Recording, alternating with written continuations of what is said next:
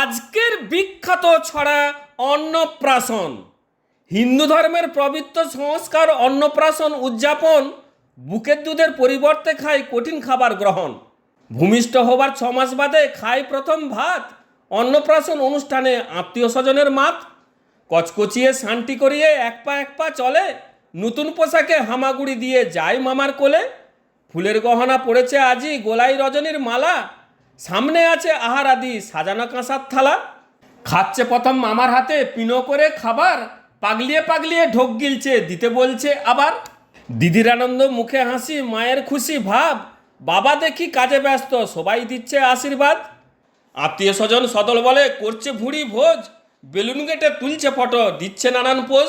নমস্কার।